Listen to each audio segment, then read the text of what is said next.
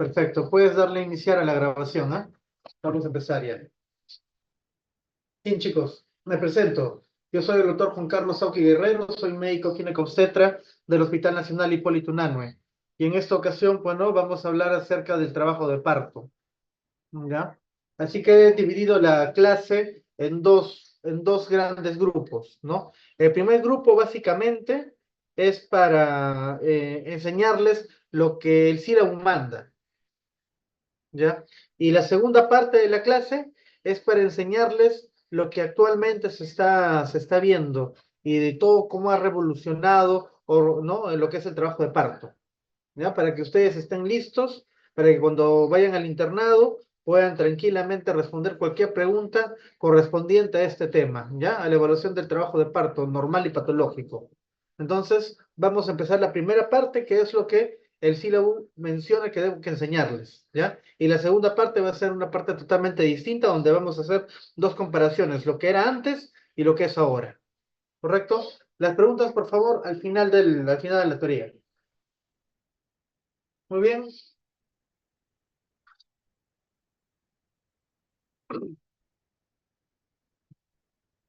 Nosotros ahora nos vamos a dedicar a lo que es el trabajo de parto vía vaginal, ¿no?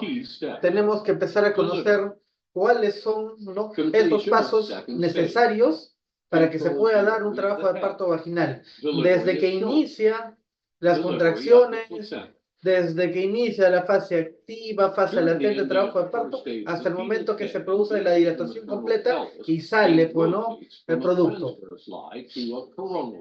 Entonces,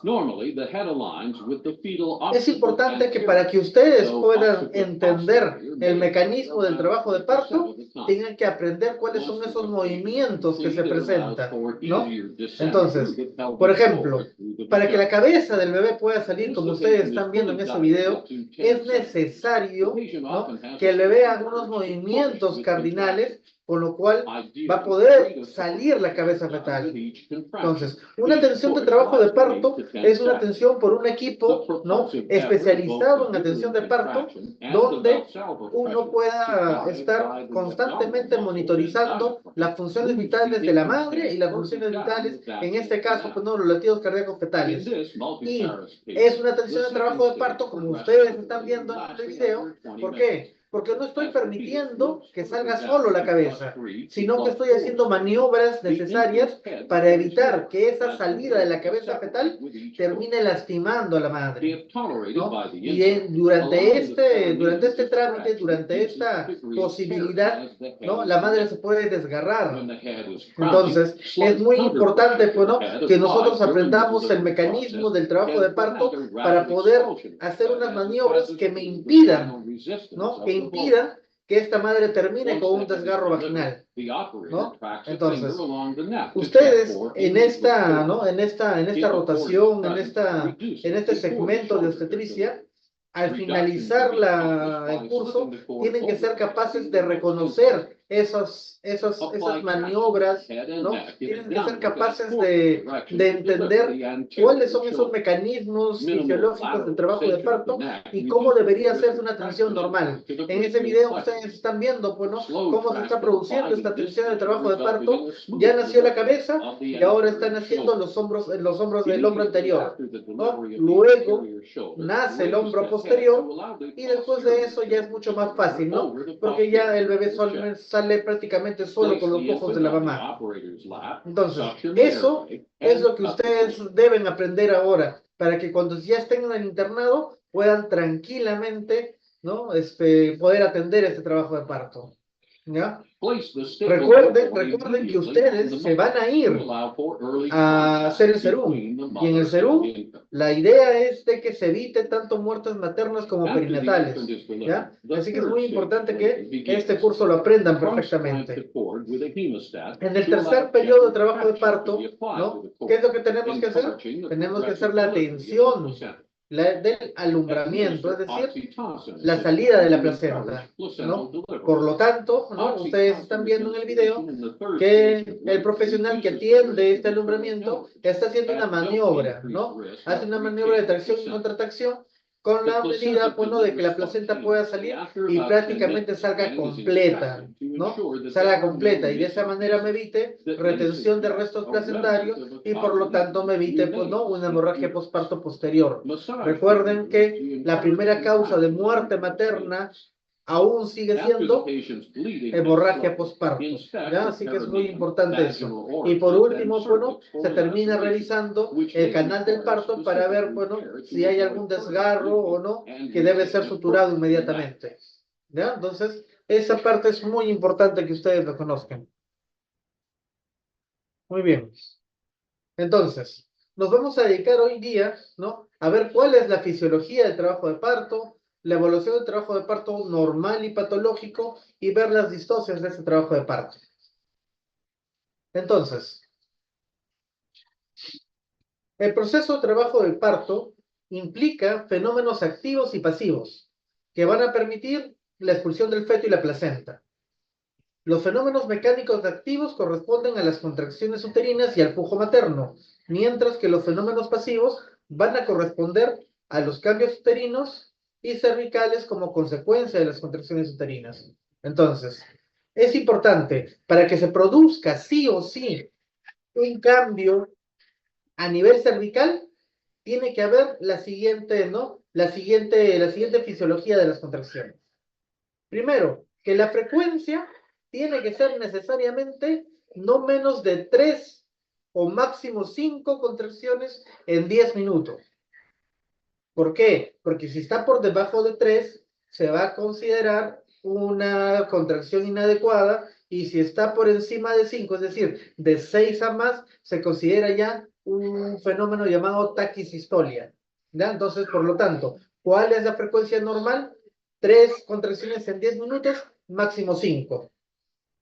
Ahora, la intensidad es muy importante porque la paciente puede tener contracciones, pero son muy pequeñas y estas no van a iniciar trabajo de parto. La intensidad es muy importante, por lo tanto, esa intensidad que menciona la literatura debe estar entre 50 y 70, ¿no? milímetros de mercurio, ¿ya? Para que pueda recién producirse, ¿no? un trabajo de parto. El tono tiene que estar entre 8 y 10 y la duración de cada contracción debería estar entre 50 segundos a 1 minuto. Entonces, teniendo yo esto, recién podría pensar en que una paciente va a tener un trabajo de parto. Existe, y esto ya les han enseñado a ustedes en los mecanismos o los cambios fisiológicos del embarazo, les han enseñado que existe una condición que se llama contracciones de Braxton-Hicks, ¿no? Que son contracciones no tan intensas, no tan dolorosas, no tan frecuentes y que van a ser consideradas, bueno, unas contracciones falsas de trabajo de parto. Entonces, estas contracciones de Braxton-Hicks no tienen estas características que les estoy mostrando actualmente en la diapositiva, ¿ya? Así que es muy importante que recuerden, no van a iniciar trabajo de parto mientras no haya estas condiciones, ¿ya?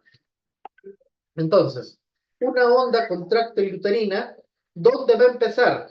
Va a empezar siempre en la parte del fondo, a nivel del cuerno uterino, ¿no? Eso quiere decir que se va a iniciar ¿dónde? En el marcapaso funcional. Y de esa manera va a haber una propagación según la triple gradiente descendente, ¿correcto? Entonces recuerden esta parte. ¿Dónde se inicia la onda contráctil? A nivel del marcapaso funcional. Pregunta de examen por si acaso, ¿eh? Entonces, ¿qué quiere decir la triple gradiente? La triple gradiente quiere decir que va a iniciar en el fondo uterino con mayor intensidad y mayor duración y básicamente va a ir bajando. Entonces, ustedes no tienen que de ahí sacar una línea, ¿no? Paciente que llega a emergencia y les dice, doctor, siento que mi barriga se pone dura, allá. Tienen que agarrar, tienen que echar a la paciente y tienen que tocar. ¿Dónde tienen que tocar? No van a tocar la parte anterior, tienen que tocar el fondo uterino. Y si este fondo uterino ustedes sienten que se pone duro, la propagación es descendente, es decir,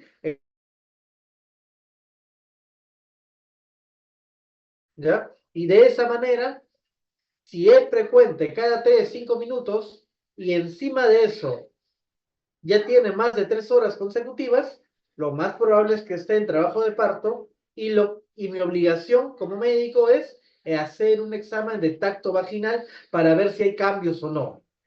¿Ya? Así que mucho ojo con eso. No se les vaya a ocurrir decirle a la paciente, ¿sabe qué? No, usted todavía recién está iniciando, es primeriza y vuelve en 2 horas, porque podría regresar ya con el bebé en brazos.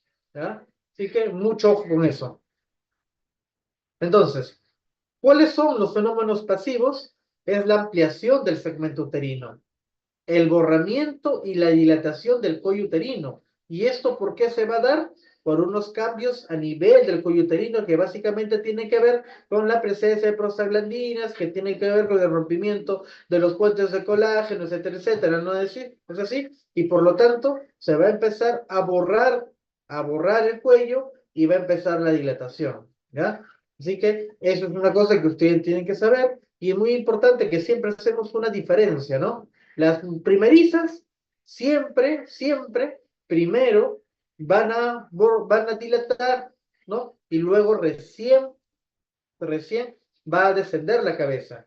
Mientras que las multíparas, por lo general, ¿no? Por lo general, perdón, las primíparas primero encajan y luego dilatan. Y las multíparas primero dilatan y luego encajan, ¿ya? Así que mucho cuidado con eso, ¿ya? Ahí sí hay bastante experiencia ya con respecto, pues, ¿no? A la atención de parto de mujeres multíparas. La expulsión del tapón mucoso, ¿no? Es una condición, es un fenómeno pasivo que muchas mujeres, ¿no? Hasta un 80% de mujeres puede referirlo 24 48 horas antes del inicio del trabajo de parto. Pero ojo, no siempre el expulsar el tapón mucoso significa que vas a dar o que vas a iniciar trabajo de parto en las siguientes horas, ¿ya? Solamente les digo, hasta un 80%. El otro 20% inclusive podría preceder hasta una semana antes de expulsión del tapón mucoso. Así que, por lo tanto, es muy importante, ¿no? Que no se dejen guiar solamente por ¿no? Por este signo o por este fenómeno. La formación de la bolsa de agua, el encajamiento, descenso, inclusión del feto y el alumbramiento, ¿no? Todos estos son los fenómenos pasivos. ¿Qué significa, doctor, la formación de la bolsa de agua? Como ustedes pueden ver en la diapositiva, ¿no? Vean el flujo de las imágenes, ¿no? Ustedes están viendo en la imagen A una cabeza fetal que se encuentra perfectamente encajada, ¿no? Más abajo ustedes pueden ver esta parte que es el cuello cervical, ¿no? Que esta imagen representa el inicio del trabajo de parto, es decir, cuando todavía no está borrado. Chicos, pueden ver mi cursor, ¿verdad? Sí, doctor. Ya, perfecto. Entonces vean ustedes acá que en esta imagen representa un cuello aún no dilatado, aún no borrado. Pero mientras nosotros estamos avanzando en el trabajo de parto, van a ver cómo, miren, este cuello, que aproximadamente, para que tengan una idea, tiene 4 centímetros en promedio, ojo, 4 centímetros en promedio de longitud, cuando se borra el 50%, van a ustedes tener un cuello que va a medir más o menos 2 centímetros. Entonces, ahorita, ustedes tóquense la punta de la nariz. El cuello va a tener esa condición fibromuscular, la consistencia fibromuscular. Cuando se tocan la punta de la nariz, van a sentir esa consistencia fibromuscular. Y si ustedes pueden, ¿no? Dentro de su cabecita, pueden recordar, el doctor Aoki me dijo que un cuello que no inicia trabajo de parto tiene en promedio 4 centímetros de longitud. Y si ya ha iniciado trabajo de parto, por lo tanto, ¿no? Para que inicie un trabajo de parto tendría que estar borrado al menos el 50% del cuello. Por lo tanto, la longitud ya no va a ser 4 centímetros, sino va a ser 2 centímetros. ¿Y qué más pueden ver? Que la bolsa de agua, que al inicio, ¿no? Está representado por esta imagen, bueno, de color violeta, rojo, ¿no? ¿Qué cosa van a ver? Que empieza, ¿no? A preceder, ¿no? La cabeza fetal. Entonces, mientras más va borrando, ¿no? Mientras más va borrando, por ejemplo, acá en la imagen C, ustedes pueden ver, ¿no? Que ha borrado más inclusive. Pongámosle un número, ya, pongámosle un 80 a 90% de borramiento. Y miren, cómo el cuello, que al inicio estaba cerrado, acá ya empieza a dilatar. Y es por eso que cuando nosotros hacemos, ¿no?, el tacto vaginal, vamos a poder ingresar tranquilamente por acá y lo primero que se nos va a presentar, ¿no?, son las membranas, ¿no? La membrana amniótica. Y en contracción, lo que vamos a sentir es una membrana que empieza a protruir, ¿ya?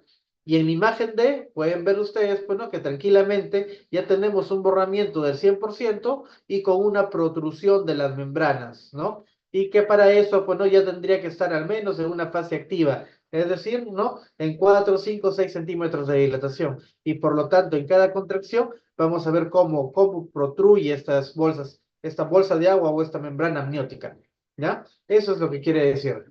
Entonces, la maduración cervical, para que se pueda producir, necesitamos condiciones bioquímicas a nivel del cervix. Es decir, tiene que haber aumento de prostaglandinas, disminución de estrógenos, disminución de progesterona, óxido nítrico, la hormona llamada relaxina, pero lo más importante acá es, ¿no?, el aumento, ¿no?, a nivel hidrostático, y también el rompimiento de los puentes de los puentes de colágeno para que pueda producirse esta elasticidad, este borramiento, esta maduración cervical. Y de esa manera recién vamos a ver que estas pacientes van a empezar a dilatar, ¿no? Entonces, las modificaciones mecánicas del cervix se producen a medida que el polo fetal es propulsado hacia el cuello, produciendo este acortamiento y este es su dilatación. Es decir, estamos hablando que una paciente primeriza, ya les he dicho, primero va a encajar, el encajamiento de la cabeza va a ayudar, apoyado por las contracciones uterinas que vienen por una triple gradiente, va a ayudar a ¿qué? A borrar. Y luego de eso va a empezar la dilatación. Muy diferente a lo que pasa en una paciente multípara, que ya les he dicho, ellas sí, primero van a dilatar y luego en el trabajo de parto recién van a encajar. Eso es muy normal en ellas. Entonces, veamos ahí las modificaciones mecánicas del cuello, tanto en una nulípara como en una multípara, ¿no? Como ustedes pueden ver, la primípara, ¿no?, por lo general va borrando progresivamente, ¿no?, hasta que una vez que ya esté borradito, recién empieza a dilatar. Eso es lo que pasa en una primípara. Primero tiene que borrar y luego dilatar. En cambio, en una multípara ya se puede dar la dilatación, ¿ya? Ya se puede dar la dilatación con un borramiento que ni siquiera llega a un 50%, ¿no? Por eso, quiero que comparen acá con estas imágenes, quiero que comparen los cuadros. Miren, esta multípara, ¿no? Ya está dilatado, borrado quizás un 50% y ya está dilatado, mientras acá al 50% todavía sigue cerrado el cervix. Entonces es totalmente diferente. Muy bien. ¿Cómo se define entonces el trabajo de parto? Como la presencia de 2 o más contracciones en 10 minutos, o una duración de más de 30 segundos por un periodo mínimo de 1 hora, acompañada de modificaciones cervicales. Y ojo, las modificaciones cervicales significa el borramiento mayor o igual al 50% y una dilatación al menos mayor o igual a 1 centímetro, ¿no? Entonces, acá ya empezamos a ver nosotros cuáles son las etapas normales del trabajo de parto, ¿no? Y tenemos que el trabajo de parto tiene una primera etapa, que es la etapa de dilatación, una segunda etapa, que es la etapa, ¿no?, del periodo expulsivo, y una tercera etapa, que es considerado, bueno, el periodo de alumbramiento. Así como también existe, ¿no?, en algunas literaturas una cuarta etapa que se va a centrar en lo que es el porperio, las 2 primeras horas del porperio inmediato, ¿ya? Entonces, acuérdense, en algunas literaturas hablan de 3 periodos, 3 etapas, y en otras hasta 4, ¿ya? Para temas del examen, yo no les voy a preguntar algo tan sencillo, por si acaso. A mí me interesa que aprendan otras cosas, ¿ya? Entonces, la fase latente, ¿no? En esta definición clásica de las curvas de Friedman, ¿ya? en esta definición clásica de la curva de Friedman, la fase latente es aquella que se da al inicio del trabajo de parto y antes de los 4 centímetros de dilatación, mientras que la fase activa se da entre los 4 y 10 centímetros de dilatación. ¿Correcto? Entonces, acuérdense esto de acá. Esto es cultura general. Para mí esto es historia, ¿ya? Por si acaso. Para mí esto es historia. Pero esto es importante que si alguien les pregunte, ustedes lo sepan de memoria, ¿ya? Sin ser necesariamente lo correcto hoy en día. Mientras que la fase activa presenta dos fases, la fase aceleratoria y la fase desaceleratoria. La fase aceleratoria que predomina la dilatación, que está entre 4 y 8 centímetros, y la fase desaceleratoria, ¿no? Que está entre 8 a 10 centímetros, donde va a predominar el descenso de la cabeza fetal o del polo fetal. Polo fetal porque puede ser cabeza o puede ser la presentación de nalgas de un bebé, ¿no? Por eso habla de polo fetal. Entonces, la fase activa, ya saben, se va a definir como aquella, ¿no? Mayor o igual a 4 centímetros hasta 10 centímetros de dilatación, donde ya empieza el periodo expulsivo. Muy bien, ahí tienen la curva de dilatación, ¿no? Bastante adecuada, donde ustedes pueden ver que la elaboración del trabajo de parto en horas, ¿no? Puede llegar hasta 14 horas, ¿no? Y esta va a tener una fase cervical de dilatación máxima, ¿no? A partir de los 7, 8 horas, ¿no? Y a partir, pues, ¿no? De los 6, 7 centímetros. Mientras que el polo fetal va a empezar, pues, ¿no? su descenso, ¿no? A partir de los 6 centímetros de dilatación en adelante, ¿no? Tenemos acá el modelo de Friedman, ¿no? Que nos hablaba, como ya les he dicho, de una fase latente, una fase activa, ¿no? En el cual la fase latente, ¿no? Podía durar, era bastante variable en realidad, y la fase activa, pues, ¿no? Tenía una fase de aceleración, una fase de máxima pendiente y una fase de desaceleración, ¿no? Fase de aceleración, fase de máxima pendiente y fase de desaceleración. Entonces, esto es lo que en tiempos, ¿no? Hablábamos sobre la curva de Friedman. Entonces, cuando nosotros hablemos sobre la curva de Friedman, vamos a poder ver que estas etapas tienen horas, ¿ya? Tienen horas. No por las puras, está acá, ¿no? De 0 a 14 horas. No por las puras, están los gráficos, ¿ah? Por si acaso. Entonces, la segunda etapa del trabajo de parto es el periodo expulsivo y la tercera etapa es la expulsión de la placenta. Muy bien, entonces, en esta edición de este libro de Pérez Sánchez, de la cuarta edición, nos están hablando acerca de qué? De las etapas del parto, del trabajo de parto. Entonces, fíjense, las pacientes nulíparas podrían, ¿no? Tranquilamente tener un trabajo de parto hasta 20 horas, mientras que las multíparas hasta 14 horas. La dilatación de una nulípara es a razón de 1.2 centímetros por hora, mientras de una multípara es a razón de 1.5 centímetros por hora. ¿Eso qué me está diciendo? Ah, doctor, eso significa que la dilatación es más rápido en una multípara, sí. Y también el descenso, fíjense, el descenso de la cabeza fetal o del polo fetal es a razón de 1 centímetro por hora, mientras en una multípara es a razón de 2 centímetros por hora. Por eso es que les decía que en el caso de las pacientes multíparas, primero van a dilatar y luego van a recién encajar. Mientras que en las nulíparas sí es necesario que esté encajado para que se pueda producir una dilatación.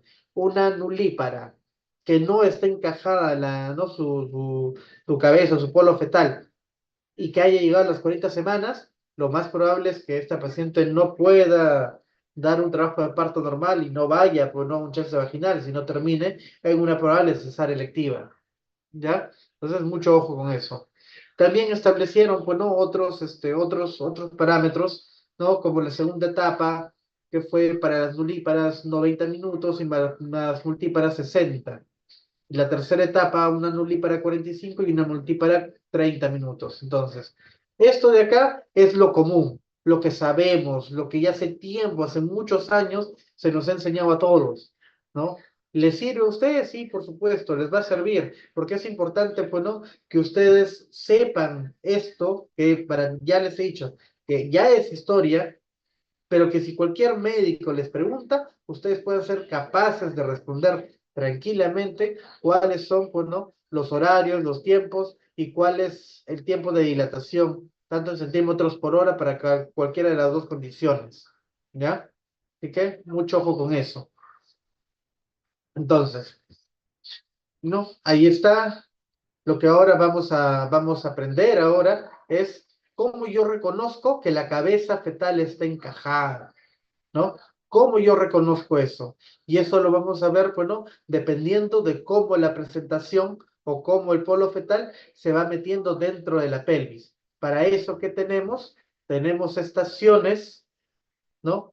Y también tenemos, ¿no? Las estaciones de Delis y los planos de Hodge, que es lo que les voy a enseñar ahora, ¿ya? Y como ustedes ven acá, van a ver varias formas de determinar, bueno, si la cabeza fetal está encajada o no. Y para eso vamos a continuar.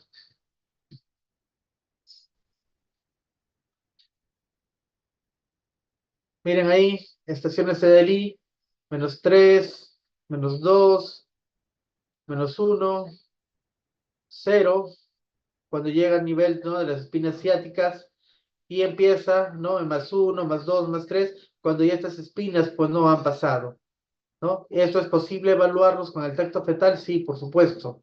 Con el tacto vaginal es posible evaluarlos. Entonces, acá vamos a ver dos cosas muy importantes, los planos de Hodge y las estaciones de Delis. Ahora, definamos qué son los planos de Hodge, entonces. Ustedes pueden ver ahí, bastante didáctico, ¿no? Estos planos, ¿no? Y también pueden ver el tipo de presentación, libre, fijo, encajado y encajado, ¿no? Es decir, mientras más abajo esté, más encajado va a estar. Y mientras esté fuera, pues definitivamente estamos hablando de una presentación flotante, una presentación alta, ¿no? Entonces, el primer plano de Hodge va a ir, ¿cómo se llama esta parte? La sínfisis, borde superior de la sínfisis del pubis. ¿Y cómo se llama esta parte? El promontorio sacro. Por lo tanto, el primer plano de Hodge va a ir desde el borde superior de la sínfisis del pubis hasta el promontorio sacro. Si la cabeza fetal está por encima de esto, estamos hablando de que está totalmente volando, ¿no? La cabeza está volando, doctor. No, no es una presentación encajada. Por lo tanto, fácilmente en un examen físico se va a poder encontrar, pues, ¿no? Que pelotea esa cabeza. La maniobra de peloteo, le dicen. En un segundo plano de Hodge, vamos a ver que esto va a ir a nivel. ¿Cómo se llama esto? El borde inferior de la sínfisis del pubis hacia la segunda vértebra del sacro, hacia la segunda vértebra del sacro, ¿ya? Y acá vamos a decir que si la cabeza ha llegado, está fija, no está encajada, pero está fija. Hay posibilidades, bueno, que durante el trabajo de parto pueda ya encajar. Eso es muy posible. Y el 3 y el 4 definitivamente son situaciones donde ya está encajada la cabeza. El 3, el plano de Hodge 3, es definida, bueno, que va a ir esta desde la altura de las espinas ciáticas, ¿no? Que van a pasar por el isquion y la cuarta vértebra. Mientras que el cuarto plano de Hodge va a ir desde el extremo inferior del coxis y paralelo a los demás planos. ¿Por qué? Porque esto ya es prácticamente cuando la cabeza ya está fuera, ¿no? Ahora, cuando nosotros trabajamos en el hospital, ustedes van a ver que normalmente no nos referimos al tracto vaginal en los planos de Hodge, sino nos referimos, ¿no? A las estaciones de Delis, ¿ya? Nosotros hacemos una evaluación y vamos viendo si esta cabeza, ¿no? Está descendiendo, ¿no? Según las estaciones de Delis. Por eso le llamamos estación -1, -2, -3, -4, o +1, +2, +3, +4, dependiendo de nuestra evaluación, de nuestro tacto vaginal, de nuestro descenso de la cabeza fetal. Evidentemente, para decir -1, -2, -3, -4, esto prácticamente no está casi podríamos decirlo que está en centímetros, ¿ya? Y para eso también, pues, ¿no? Hay variables. Miren ustedes, la estación del I -4 está por encima de la sínfisis del pubis, ¿no? Y llegando prácticamente no al promontorio sacro, pero sí, pues, ¿no? A un segundo plano de Hodge, ¿no? Y si está por encima de la cabeza, podríamos decir que no está encajado, ¿ya? Que no está encajado. En esta estación de Dalí -4, lo más probable es que cuando yo esté haciendo el tacto vaginal, lo apenas sienta, ¿no? La superficie de la cabeza, muy apenitas, o prácticamente lo toque nada más y la cabeza se vaya hacia arriba, ¿ya? Por lo general, para decir que al menos está fija la cabeza o se está encajando, tendría que estar en una estación de Dalí -3 o -2, ¿ya? -3 o -2. Entonces, esas estaciones de Dalí son bastante adecuadas para decir que la paciente no tiene, pues, no, condiciones adecuadas para un trabajo de parto. Ahora, hay situaciones en las cuales hemos encontrado cabezas en estaciones de luz -1, -2, antes de que empiecen las contracciones, por supuesto. ¿Y en quiénes se va a dar esto? En primíparas, ya les había dicho esto, ¿no? En primíparas, por eso el -3 y el -1 están considerados dentro del tercer plano de Hodge, que ya se consideran cabezas encajadas. El plano cero, ¿no? Es un plano no muy habitual mientras no estén en trabajo de parto. Generalmente este plano o esta estación se alcanza ya en trabajo de parto. Y cuando están con los signos positivos es, bueno, que ya estoy viendo en parte de la cabeza saliendo y ahí está en canal vaginal, ¿ya? Y está en canal vaginal. Entonces, ¿cómo yo manejo el trabajo de parto en la fase activa? Lo primero que a nosotros nos enseñan es que la paciente que está en un periodo o una fase activa, es decir, con una dilatación mayor o igual a 4 centímetros y un borramiento, pues no casi cercano al 100%, la paciente debe ser hospitalizada en centro obstétrico para que se pueda hacer una muy buena monitorización de estas contracciones y también se pueda hacer ¿no? Se pueda empezar a abrir el partograma y de esta manera, pues, ¿no? Se haga la monitorización materna neonatal, que significa, pues, ¿no? Ver cuántas contracciones tiene en 10 minutos o por minuto la paciente y también ver cómo están los latidos cardíacos, tanto en contracción o como sin contracción. ¿Ya? Entonces, es muy importante porque solamente de esa manera voy a poder identificar, pues, ¿no? Qué bebés están en riesgo o no. Quizás oligohidramnios, quizás circulares de cordón, ¿no?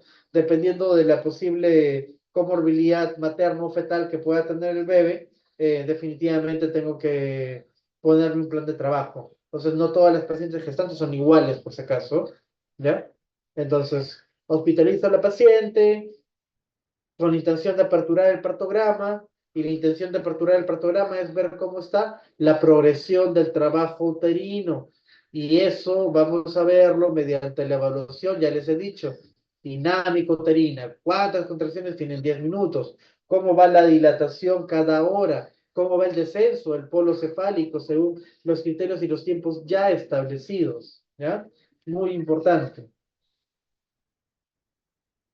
Entonces, durante esta monitorización, nosotros vamos a ser capaces de hacer diagnóstico, por ejemplo, de una progresión inadecuada del descenso o de la dilatación. O podríamos, bueno, si vemos que los latidos cardíacos disminuyen con las contracciones, podríamos estar sospechando de un compromiso de la unidad fetoplacentaria, ¿no? Por lo tanto, pues, ¿no? Esos diagnósticos de sufrimiento fetal agudo que se diagnostican durante el trabajo de parto pueden ser productos, pues, ¿no? De una placenta previamente envejecida. Entonces es muy importante, pues, ¿no? Que la monitorización materno-fetal esté permanente, siempre, que la paciente ya está en periodo o en fase activa. Muy bien. Con respecto a la ruptura artificial de membranas, la ruptura artificial de membranas es un procedimiento que se podría realizar en toda paciente cuyo partograma estamos viendo que no está haciendo una dilatación adecuada y que se está empezando a salir de la curva de acción. Entonces, en este caso sí, se podría hacer una ruptura artificial de membranas para observar, por no, dos cosas. ¿Cómo está el color del líquido, ¿no? Porque se supone que un líquido amniótico normalmente es transparente. Pero si yo lo encuentro verde o verde espeso petróleo, estoy frente, bueno, a un sufrimiento fetal. ¿Qué significa, doctor, en cristiano? Significa que el bebé, mientras no esté presentando un estrés fetal, normalmente el líquido amniótico es transparente porque el bebé micciona y luego se deglute ese líquido amniótico.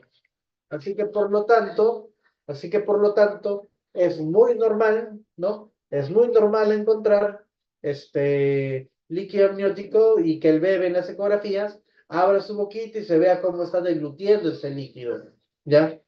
Pero en ningún momento es normal que ese líquido amniótico sea verde o verde espeso o verde petróleo, ¿ya? Eso no es normal. Para que sea verde, ¿qué significa? Que el bebé entró en estrés y empezó haciendo deposiciones. Eso se llama meconio.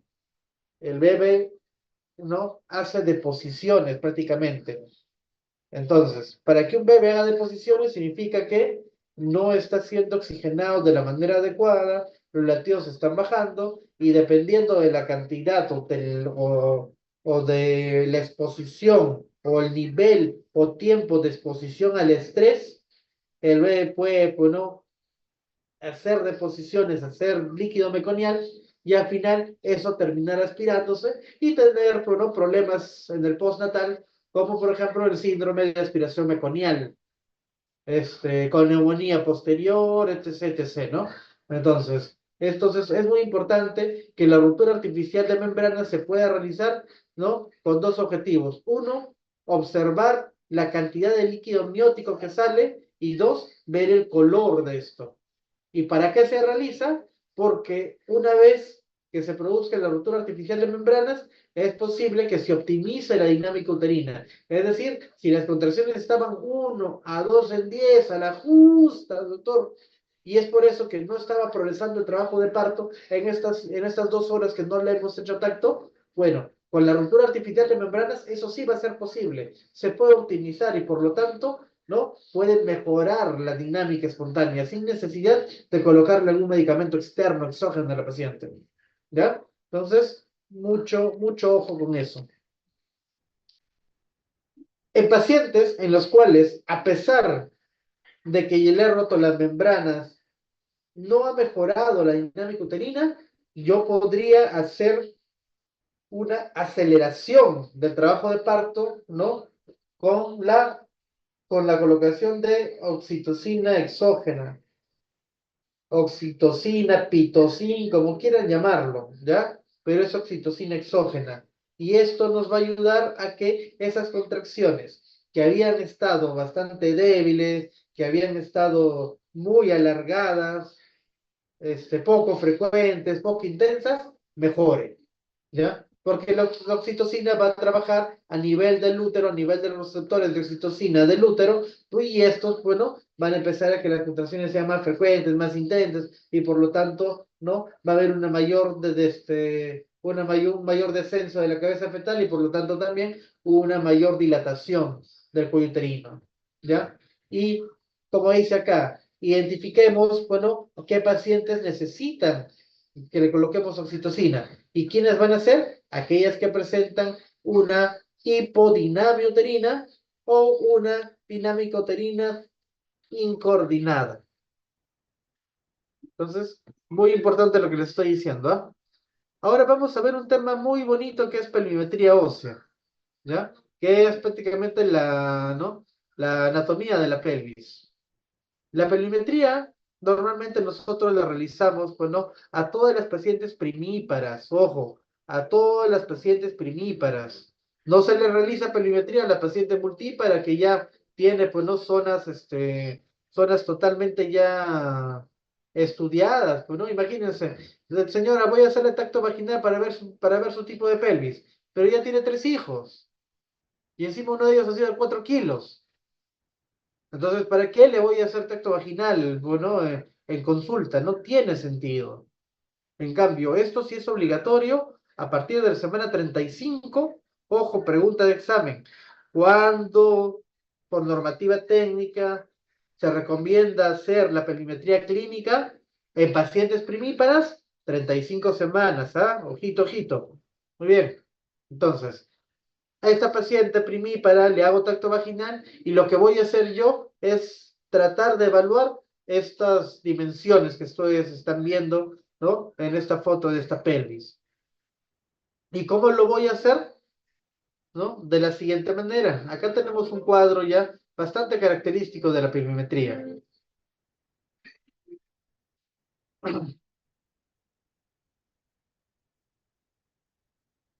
A ver,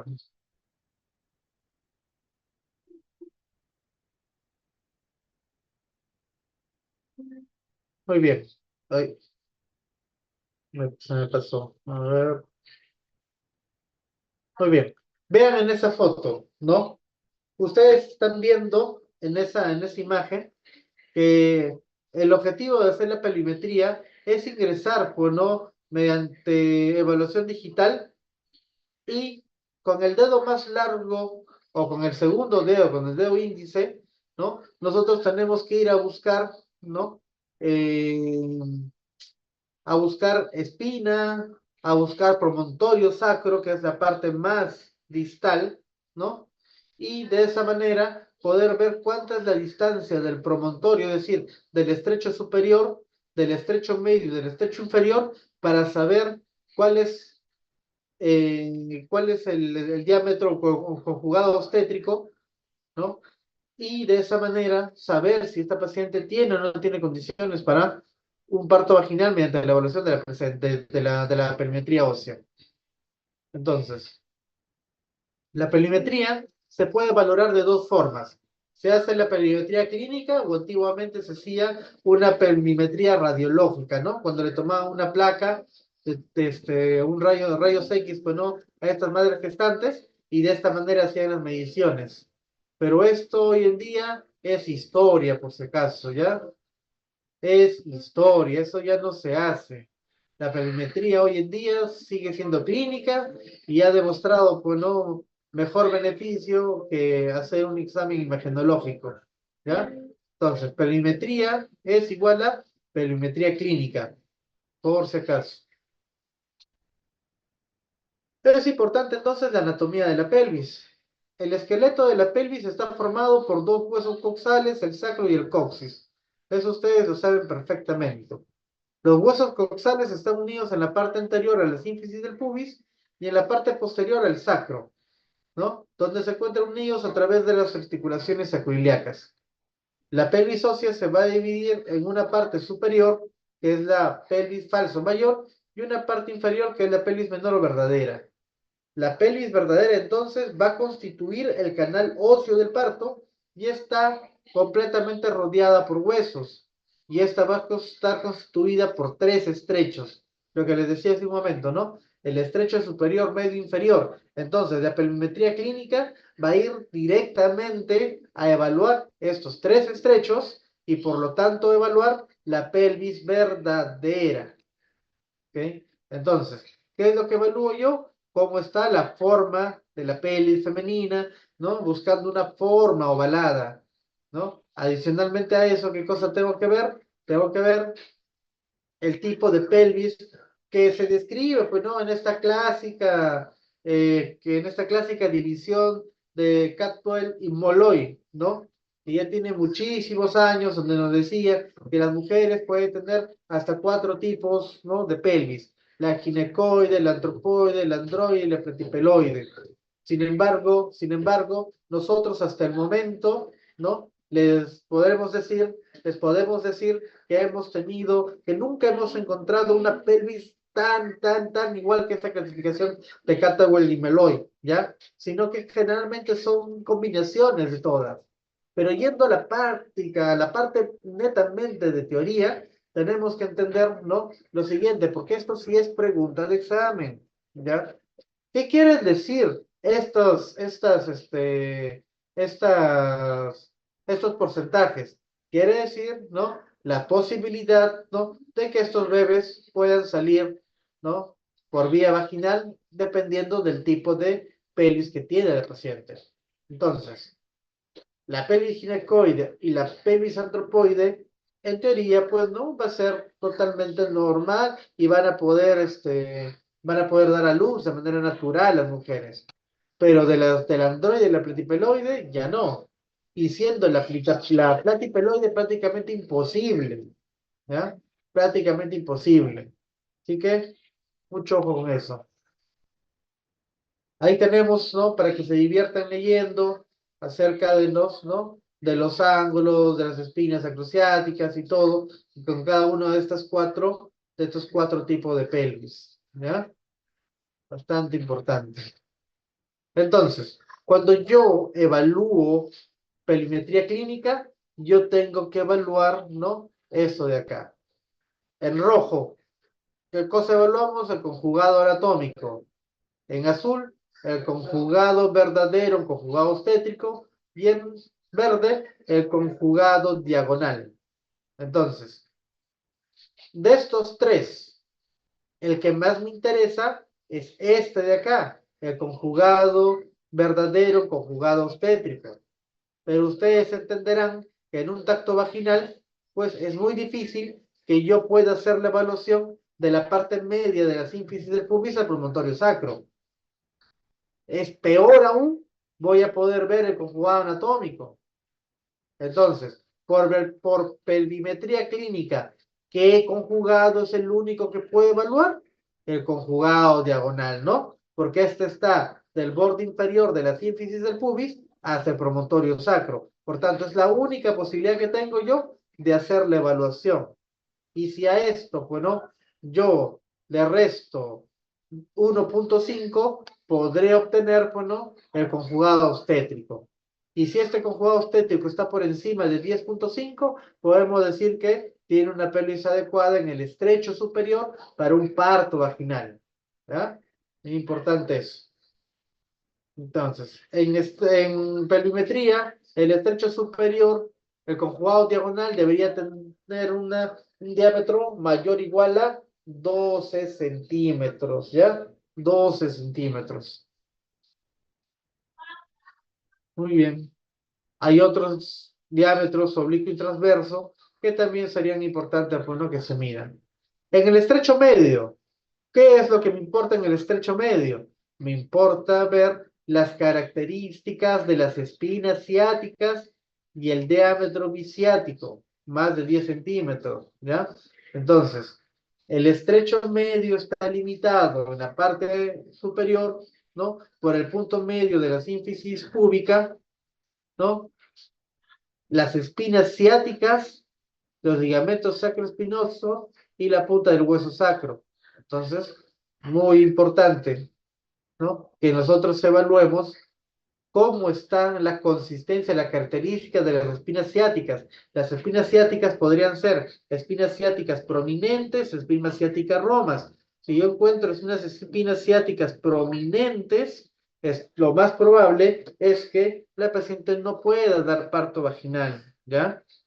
Y aparte, ese diámetro biciático al menos debería estar por encima de 10 centímetros. Si no tiene esta condición, es probable que a pesar que haya pasado el estrecho superior, el estrecho medio no lo vaya a pasar. ¿Ya? Aquí están imágenes, ¿no? De las espinas ciáticas y este diámetro es el que me interesa, ¿no? El diámetro biciático debería tener al menos 10 centímetros como mínimo para decir qué pasa. Y estos bordes deben ser, cada vez que se palpan, deben ser rojos. Ahora, con relación al estrecho inferior, me evalúo dos cosas. Evalúo el ángulo subpúbico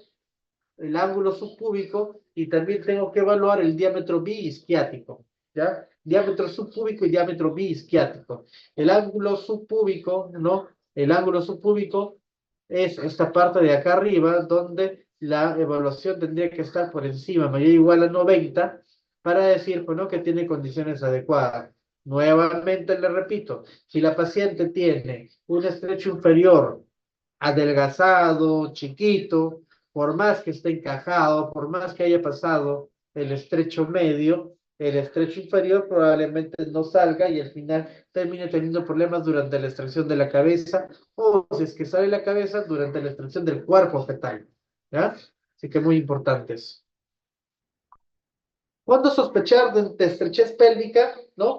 Cuando tengo un diámetro conjugado diagonal menor a 12, un diámetro interespinoso menor a 9 o espinas ciáticas prominentes, un diámetro bisquiático menor de 8, paredes laterales de la pelvis convergente, inclinación del sacro hacia adelante, es decir, pues, ¿no? Un promontorio sacro bastante prominente y un ángulo subpúbico, ¿no? Un ángulo subcúbico por encima de los 90 grados, ¿ya? Entonces, el polo cefálico va a ser la estructura menos modificable que debe atravesar el canal pelviano durante el parto. La cabeza fetal se acomodará en el canal ajustando sus diámetros menores en los diámetros mayores de la pelvis. Sí, esto es muy importante, ¿no? Esto es muy importante cuando nosotros empecemos a evaluar el descenso de la cabeza fetal, ¿no? Y podamos ver las variedades de presentación. Entonces, para saber cuál es la variedad de presentación en la que está actualmente en el trabajo de parto, pues tendré yo que hacer la palpación de las fontanelas y suturas craneales y de esa manera recién determinar cuál es esta variedad. ¿Y por qué son tan fastidiosos en enseñar variedad de presentación? Porque de ahí va a partir el hecho de que yo pueda decir si esta paciente realmente puede o no puede tener complicaciones.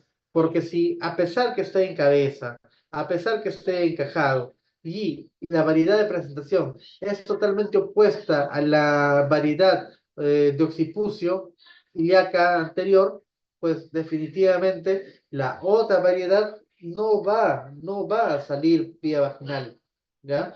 Y en ese caso, pues no, lo más probable es que termine en cesárea, así que tienen que tener mucho cuidado con esto. Entonces, ahí están, ¿no? Las suturas y fontanelas que se deben de palpar, ¿no? En la cabeza de un feto que esté en trabajo de parto. Entonces, ¿qué tenemos? Fontanela anterior, tenemos la fontanela posterior, tenemos la sutura sagital, que es, bueno, esta parte de acá, fontanela anterior y la fontanela posterior que ya se va a ver, bueno, en otra imagen. De esa manera yo puedo determinar si el bebé está viniendo encajado y además está bien presentado, porque no vaya a ser que este bebé, pues no, tenga algún grado, eh, a un grado de extensión de su cabeza y esto tranquilamente está produciendo una distocia de presentación, ¿ya? Entonces, las distocias de presentación se dan ¿por qué? Generalmente porque el bebé está mirando hacia arriba, es decir, presentaciones de cara, ¿ya? Entonces, mucho ojo, presentaciones de cara. Entonces, teniendo esa consideración, ya tengo fontanela anterior, fontanela posterior, tengo la sutura sagital, que es la sutura que me va a ayudar a mí a determinar, pues, ¿no? Hacia dónde, hacia qué dirección está mirando el bebé. Fontanela anterior, la sutura sagital, la sutura lamoidea y la sutura coronal, ¿ya? Entonces, estas 4 o 5 estructuras se pueden ver fácilmente cuando el diámetro biparietal, ¿no? Está por debajo de 9.5 y no hay un trastorno, pues, ¿no? A nivel de esto, no hay una distorsia de presentación sobre todo, ¿ya? Es decir, está de occipucio. Muy bien. Este es otro gráfico clásico, pues, ¿no? Donde nos están enseñando cómo es la presentación de occipucio y cuáles son esos ángulos que normalmente puede tener la cabeza de los bebés. Ojo, esto sí es pregunta de examen, ¿ya? Así que márquenlo, coloreenlo, no sé qué, ¿ya? Pero esto sí voy a preguntar, ¿ya? Esto va a ser una de las preguntas. ¿Cuál es el diámetro de presentación? Cipucio, tal, tal, tal. ¿No? Van a tener que decirlo. Muy bien. Ahí está un resumen de los diámetros. A quienes les gusta, pues no recordar números, ahí se van a entretener bastante. Entonces, me escucharon decir, doctor, distocias de presentación, sí, eso se llaman deflexiones, ¿ya? Se llaman deflexiones. Acá tenemos un bebé en posición fetal en una variante totalmente normal, ¿no? Totalmente normal que se llama vértice normal. De ahí tenemos ya las deflexiones de primero, segundo y tercer grado. Entonces, como pueden ustedes ver en las deflexiones, ¿no? Este bebé que está en posición fetal va retrayendo hacia atrás, va extendiendo hacia atrás su cabecita, ¿no? Y dependiendo del grado de esa extensión, podría haber, ¿no? Podría haber una parte diferente de la cabeza del bebé que se va a presentar a la vagina. Por eso se llama distosia de presentación. Por ejemplo, miren en esta foto que es una presentación de vértice normal, en el cual, pues, ¿no? Tranquilamente le cae tal igual de la frente hacia arriba y no va a haber ningún problema porque en esta presentación es por donde deben nacer los bebés. Ahora, vamos a ir acá al sincipucio, al grado 1. Entonces vamos a ver que acá ya lo que se va a presentar va a ser directamente ¿qué? La frente, la frente, ¿no? La frente, miren cómo está aumentando. Entonces, esta distosia se va a llevar sincipucio, ¿ya? Sincipucio, ¿por qué? Porque el punto de referencia en este caso va a ser el brecma o fontanela anterior. Y el diámetro va a ser de 12 centímetros si es que quiere salir y podría ser parto vaginal. En cambio, cuando yo ya encuentro una presentación de frente, es decir, puede ser las 12 de la noche, le hago el tacto vaginal a la paciente y cuando veo que está dilatado, bueno, 6 centímetros y hace unas 4 horas atrás vino y estaba dilatado apenas un centímetro y no pude tactarlo y ver pues, ¿no? Si realmente estaba o no encajado. Y ahora cuando lo tacto ya está en 6, pero me encuentro con un problema. En este caso, le hago el tacto vaginal y lo primero que se me presenta es una punta de consistencia fibromuscular que se parece a tu nariz, ¿no? Y con eso ya podría estar bueno, diciendo que esta presentación es una presentación de frente. ¿Cuál es el problema? Que esta no va a salir, ¿ya? Esta no va a salir biovaginal y por lo tanto no tendremos que hacer una cesárea de emergencia. La otra ya pues no es mucho más aparatosa, ¿no? Porque ya el bebé está viendo hacia arriba, ¿no? Esta es una presentación de cara ya. Y por lo tanto, sí, pues no, presentaciones de cara, también la posibilidad es una cesárea.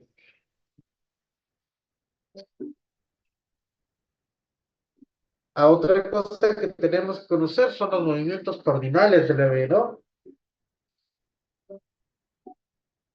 Miren los movimientos cardinales. Si no aprendemos los movimientos cardinales, no vamos a poder entender un trabajo de parto.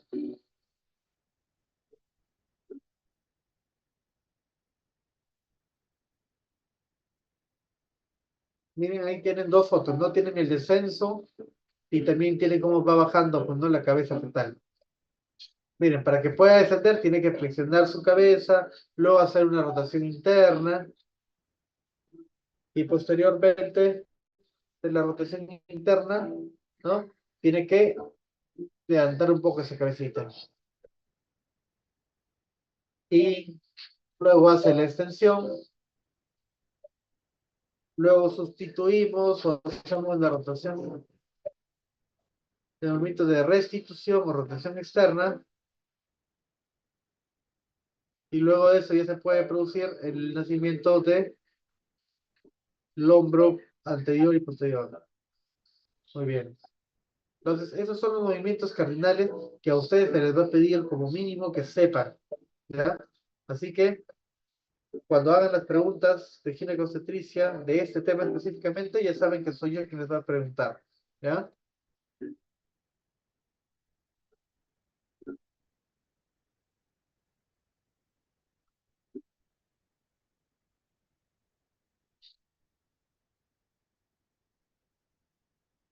A ver, chicos, vamos a ver.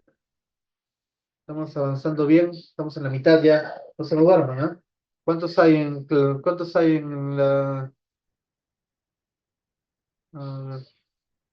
63 participantes? Ok.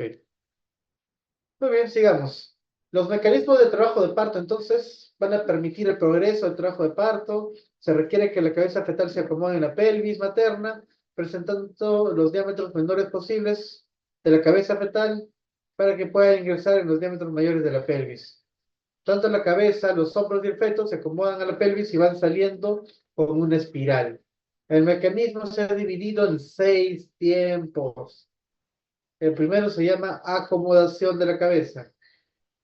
Básicamente es la orientación y la flexión de la cabeza fetal que van a permitir que estos diámetros pues, no sean menores con respecto a la pelvis y por lo tanto va a poder entrar sin ningún problema.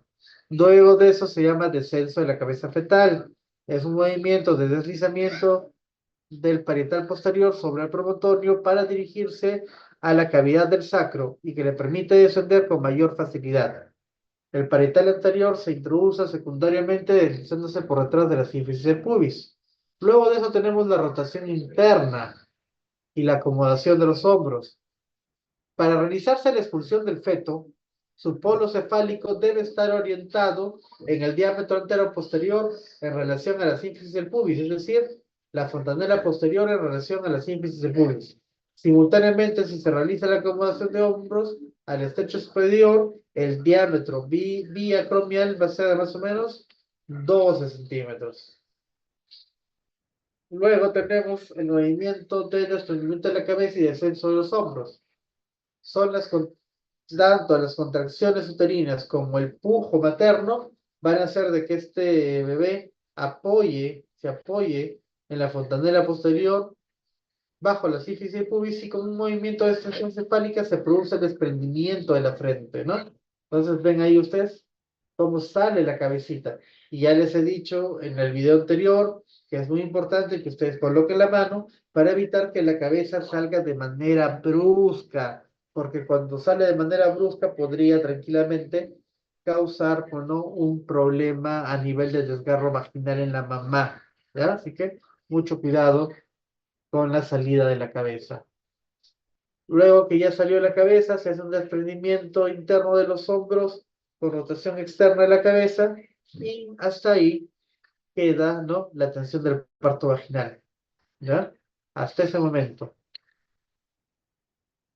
Entonces, no se olviden el desprendimiento de los hombros, como hemos visto, ¿no? Y con eso ya estaría listo, pues, ¿no?, la paciente para que pueda dar a luz. Hay otros términos muy importantes también que la literatura, pues, no nos manda a repasar, que es el tema del sincretismo, asincretismo anterior y asincretismo posterior. Lamentablemente, eso también es pregunta de examen, así que tienen que aprenderlo de manera obligada. El sincretismo, ¿qué significa? ¿No? Que la sutura sagital se encuentra equidistante al del pubis y al sacro materno. El asincretismo anterior, por el contrario, es cuando esa sutura sagital se va a acercar al sacro y se presenta más al parietal anterior. Y el asincretismo posterior es cuando la sutura sagital se acerca al pubis. Es decir, al revés. ¿Ya? Al revés. Si acaso. Ahí vemos el nacimiento de la cabeza, miren. El personal de salud está ahí esperando a que se realice el movimiento de rotación externa y extensión para que pueda salir esa cabecita.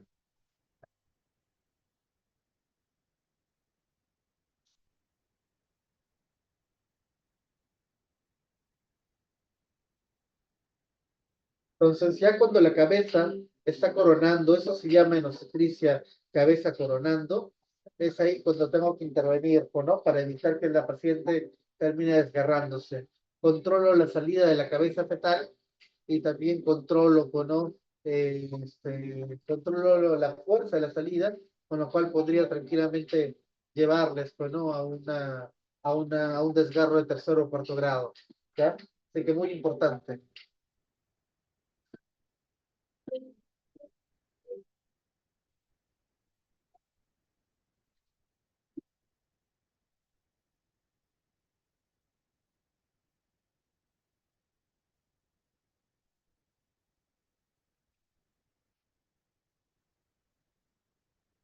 Miren, las contracciones van aumentando y por lo tanto, pues, ¿no? La madre también va pujando. Y ahí van haciendo la cabeza del bebé, ¿no? Y una vez que nace, ya puedo hacer la restitución y luego el nacimiento del hombro anterior, miren, sale el hombro anterior, luego de eso, ¿no? Si hay circular de cordón, pues lo retiro sin ningún problema. Si está fijo, lo retiro, y si no está fijo, lo puedo clampar, lo puedo cortar y lo puedo sacar. No hay ningún problema. En ese caso parece que está fijo, no se quieren hacer problema, entonces están fijando, poniendo el cordón umbilical para cortarlo. Mientras eso pasa, pues no, el bebé no le está pasando nada, porque eso es cuestión de segundos nada más. ¿Ya?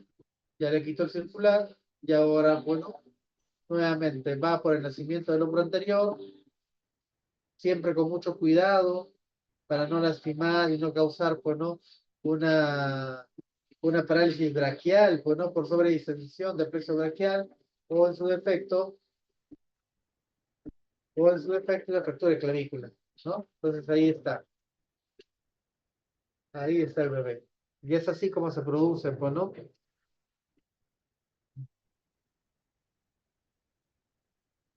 Muy bien.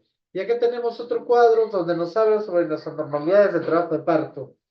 Y estamos no frente a las distocias del trabajo de parto. Acá tenemos una distocia que es la fase latente prolongada, que se considera, recuerda, en nulíparas hemos dicho hasta 20 horas, pues acá es más de 20 horas. En multíparas más de 14, pues acá es más de 14, ¿no? Entonces acá está todo las horas que el sílabo me obliga prácticamente a enseñarles. Esto también es pregunta de examen, por si acaso. Muy bien. Las anormalidades del trabajo de parto entonces van a estar relacionadas, ¿no? Básicamente a la dilatación y al descenso de la cabeza fetal, no hay otra, ¿no? Por lo tanto, una dilatación no adecuada, ¿no? Vamos a llamarla como la fase latente prolongada. Y esta se va a presentar entre el 0,3 y 4%, el 4,2% de las mujeres. La etiología más frecuente en multíparas es el falso trabajo de parto y en nulíparas un inicio de trabajo de parto con cuello inmaduro, ¿no? Entonces vamos al inicio de la clase. ¿Qué les dije? Que la única manera que una mujer inicie el trabajo de parto es que tenga contracciones uterinas regulares. Por lo tanto, cuando yo hago tacto vaginal, tengo que estar totalmente seguro que la paciente está en dilatación y no es un cuello dehiscente, porque las pacientes multíparas, por lo general, como tienen 2 o 3 partos, ya ese cuello está prácticamente abierto. Entonces yo hago tacto vaginal y voy a tranquilamente llegar y voy a palpar, pues no las membranas. Pues eso no significa que es un trabajo de parto, significa que el cuello está dehiscente. Y aparte de eso, pues no, el borramiento también es bastante grueso. ¿Ya? Así que mucho ojo con eso. Mientras que en las mujeres nulíparas, pues no, el trabajo de parto o en la fase latente prolongada se puede dar porque tranquilamente nunca entró en un real trabajo de parto porque ese cuello jamás borró. Y es necesario que borre primero para que empiece a dilatar. Muy bien. Falta en la progresión de la fase activa, sí, claro. Una dinámica uterina, ya lo habíamos dicho, ¿no? Inadecuada. Una desproporción cefalopélvica, pues, ¿no? La desproporción cefalopélvica es cuando tenemos, pues, ¿no? Un bebé bastante grande en comparación a la pelvis materna. Y definitivamente la prueba de Hilles-Müller, donde yo agarro el fondo uterino con mi fuerza, pues no trato de movilizar el polo fetal hacia abajo. En la prueba de Hillen-Müller, este debería bajar a -2 al menos. Pero si sigue en -4, eso quiere decir que es una prueba de Hillen-Müller negativo. y hay una probable desproporción cefalopélvica, y por lo tanto, cuando, ¿no? Cuando yo voy, le evalúo, tengo una altura uterina de 37, con un ponderado fetal de 4,50 kilos, entonces ahí me doy cuenta que este bebé lo que tenía, pues no, era una macrosomía fetal y por lo tanto una desproporción cefalopélvica y por lo tanto no iba a salir, ¿ya? También puede estar visto, pues no, las distocias de posición, como aquellas presentaciones o esas variedades de presentaciones como las occipito ilíacas posteriores y también los asinclitismos, ¿ya? El parto precipitado, ¿qué cosa significa? Este va a ocurrir solamente en un 10% de los partos en total, y el parto precipitado significa que el trabajo de parto fue muy, pero muy rápido, ¿ya? Es decir, en menos de 3 a 4 horas, una paciente que recién inició su fase de dilatación, pues terminó completando, ¿ya? Así que mucho cuidado. Ya hemos escuchado, doctor, la paciente llegó en 2 de dilatación y la mandé a caminar 2 horitas y salvo que a la hora llegó con todo su bebé.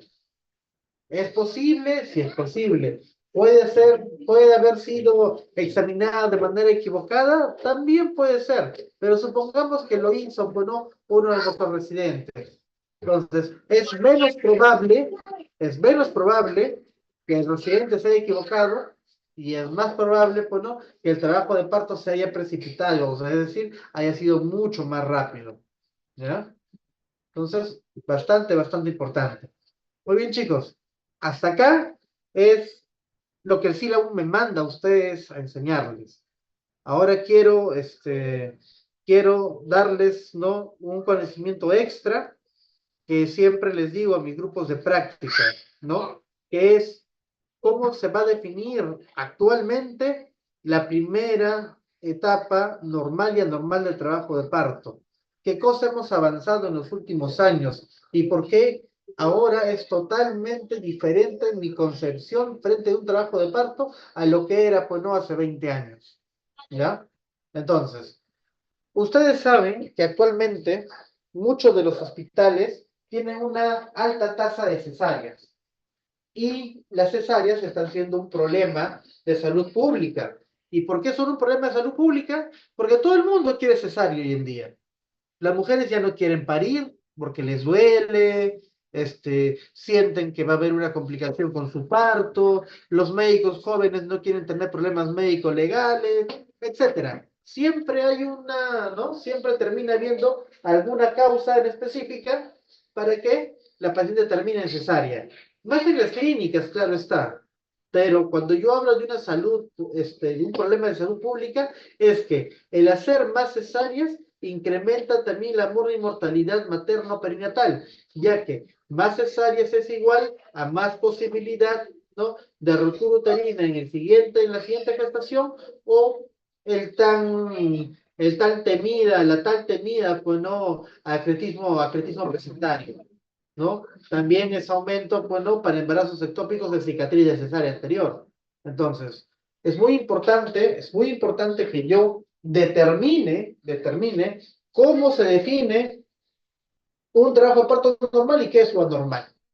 Entonces, para eso, ya en el año 2013, hubo una publicación bastante interesante, donde nos decían, bueno, que el aumento de la tasa de partos por cesárea en los últimos 15 años, ¿no? Había sido a tal punto de que se consideraba que la cesárea era la cirugía mayor más común realizada en Estados Unidos, porque 1 de cada 3 embarazos terminaba en cesárea, ¿no? Por lo tanto, las mujeres estadounidenses que requerían una cesárea inicial, más del 90% se repetían nuevamente en la siguiente gestación. Entonces, prácticamente, ¿no? Había un dicho latino, por supuesto latino, que decía que una vez cesárea, siempre cesárea, ¿ya? Una vez cesárea, siempre cesárea. Entonces, la idea ha sido que nosotros vayamos a tratar de disminuir esta tasa. Y para eso han habido muchos trabajos que han intentado que las curvas de Friedman pues no sean las que actualmente que actualmente se les haga caso, sino que hay ahora curvas muy modernas, y eso es lo que les voy a enseñar acá. Entonces, el enfoque más eficaz para disminuir la tasa de cesáreas y sus comorbilidades asociadas es definitivamente disminuir la tasa de cesáreas primarias. Entonces, el primer paso para disminuir la tasa de cesáreas primarias tiene que ser evaluar cuáles fueron las causas por las cuales realizaban estas cesáreas. ¿Y qué se vio? Que la causa más frecuente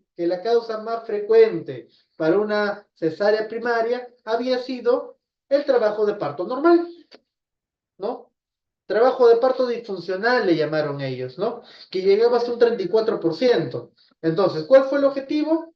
Ver que la progresión normal de la primera etapa del trabajo de parto para pacientes en trabajo de parto espontáneo, opciones de manejo para la primera etapa normal y la progresión a la segunda etapa del trabajo de parto. Entonces, veamos.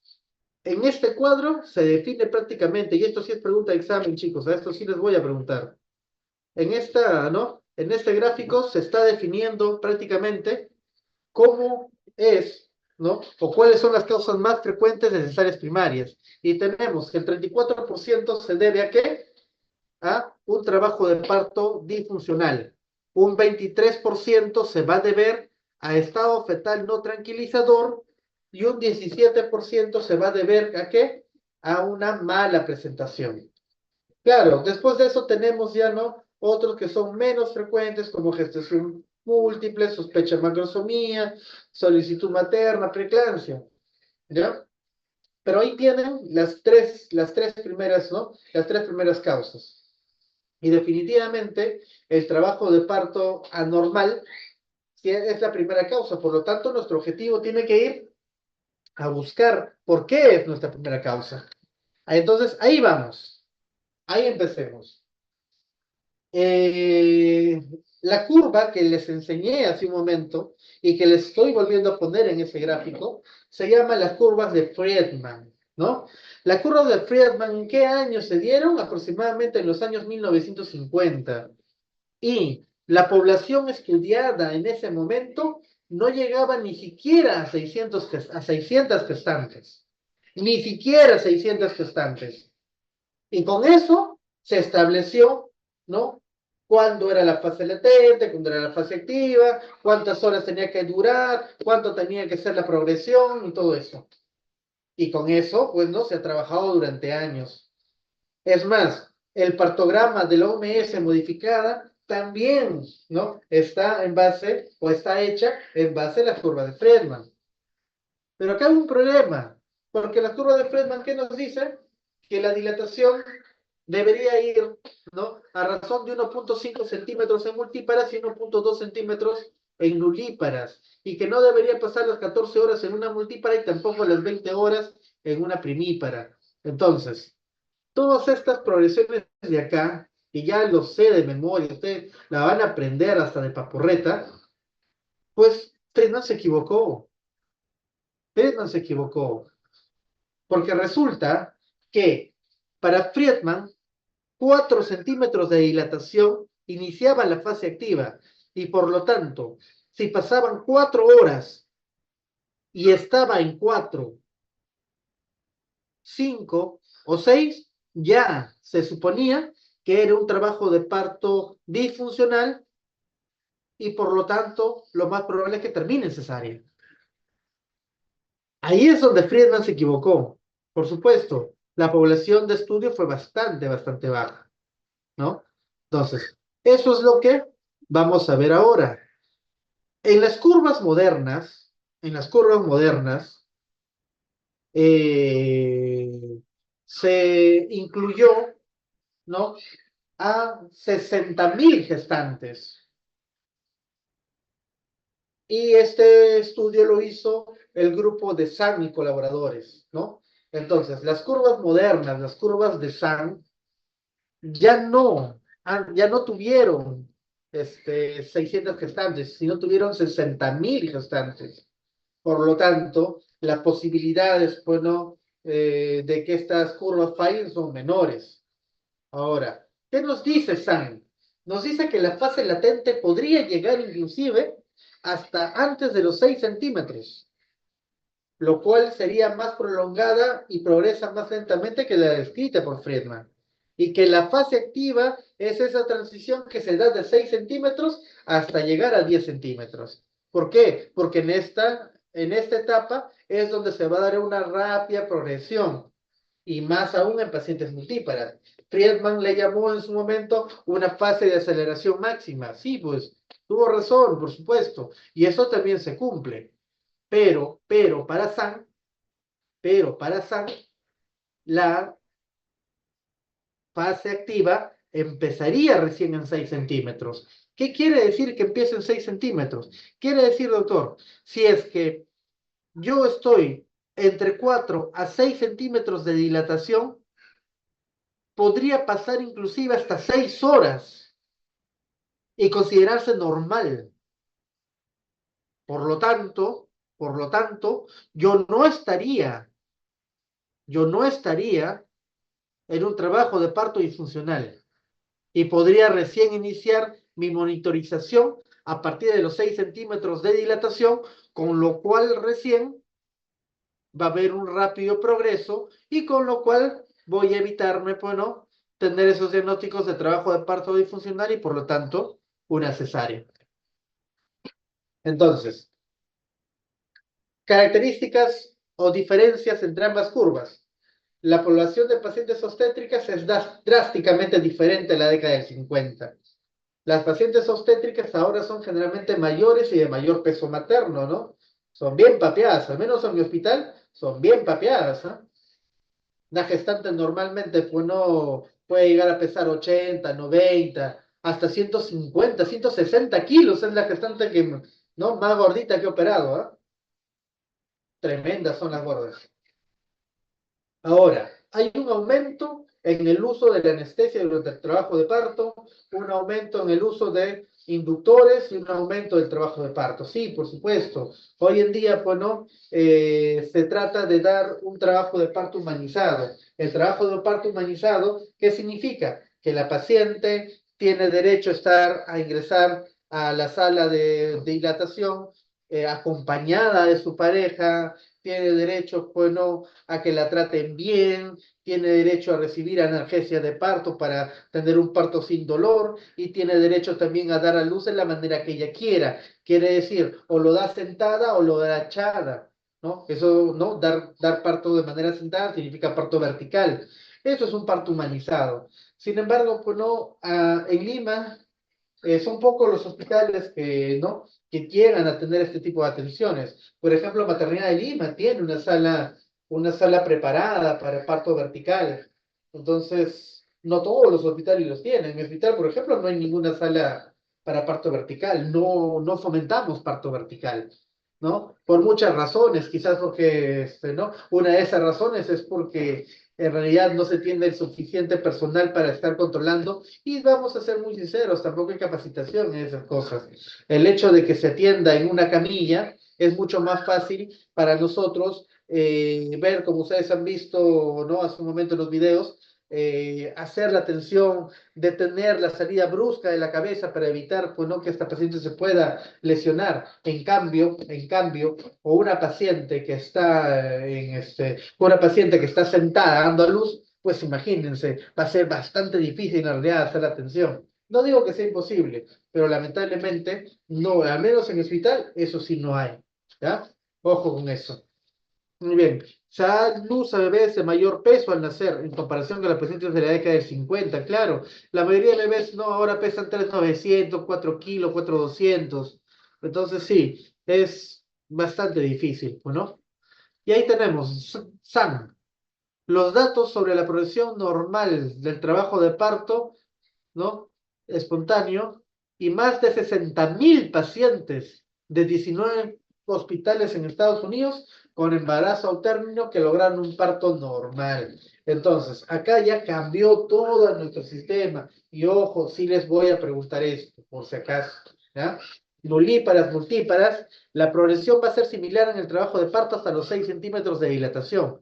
La fase latente podría tomar inclusive más de 7 horas para progresar de 4 a 5 y miren, más de 3 horas para progresar de 5 a 6. Estamos hablando 7 y 3, me quedé corto, son 10 horas aproximadamente en que podría pasar de 4 a 6 centímetros de dilatación. Y para Friedman esto sería, bueno, esto sería una locura completa. Friedman ya los hubiese operado a toditas, ¿no? Entonces, para eso se han hecho las nuevas curvas. Trato de evitar un diagnóstico inadecuado de trabajo de parto disfuncional. Las multíparas, la fase activa más de 6 centímetros con un progreso rápido, más o menos de 0,8 a 1,8 horas para progresar un centímetro, y las nulíparas pueden tomar entre 1,4 y 2,2 horas para progresar cada centímetro. ¿Ya? Entonces, tenemos otras curvas, sí, por supuesto. Hay otras curvas que también se han analizado, ¿no? Como Wood y sus colegas que evaluaron dilatación cervical para la óptima admisión de mujeres en trabajo de parto. Sin embargo, bueno, han habido bastantes sesgos y por lo tanto, en realidad, la curva que más ha dado buenos resultados ha sido la curva de Sain y colaboradores. ¿Ya? Entonces, acá básicamente, ¿no? Nos van a hablar acerca de más estudios en diferentes poblaciones de pacientes, tanto en pacientes con trabajo de parto inducido, tanto en pacientes con obesidad, en pacientes con embarazo prematuro, ¿no? Entonces, definitivamente hay otro tipo de poblaciones especiales, lo cual no es tan importante en realidad que lo sepan. Pero lo que sí quiero es que se graben esta parte de acá, el descenso de la cabeza fetal. El descenso dentro de la pelvis, ya hemos dicho que es necesario para que se dé el parto. Y es más, va a ser necesario en las nulíparas para que se pueda dar una dilatación adecuada. Entonces, en un estudio hecho en más de 4.500 pacientes a término que lograron un parto vaginal y determinaron la duración de trabajo de parto entre los niveles de estación y estimaron la estancia media para cada paciente, ¿no? Se dieron cuenta que las multíparas descendían más rápido que las nulíparas, por supuesto, eso lo sabemos hace años, eso lo sabemos siempre, ¿ya? Y las mujeres en trabajo de parto espontáneo tuvieron un descenso fetal más rápido que las mujeres cuyo parto fue inducido o aumentado en todas las estaciones excepto de 12 a 13. Entonces, en general, las mujeres multíparas tenían una estación más alta en mayor dilatación cervical.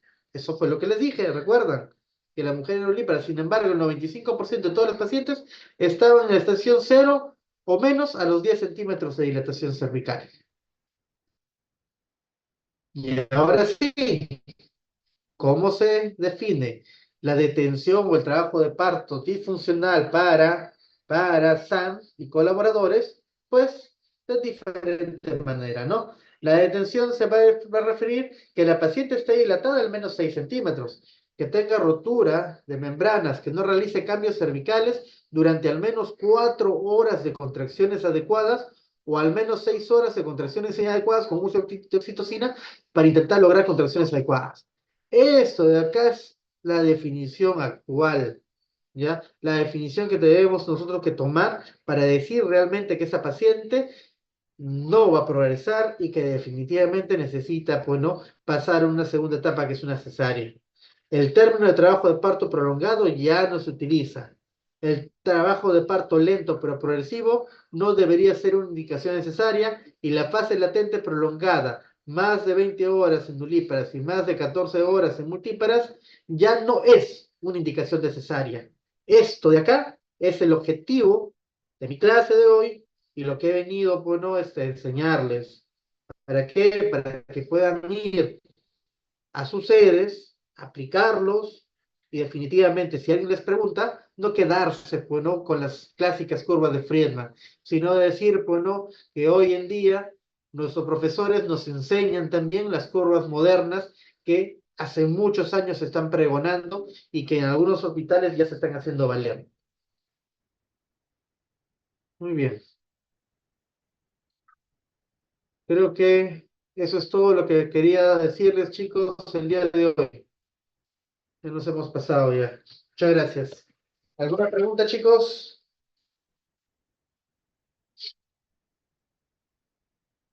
Ah. Listo.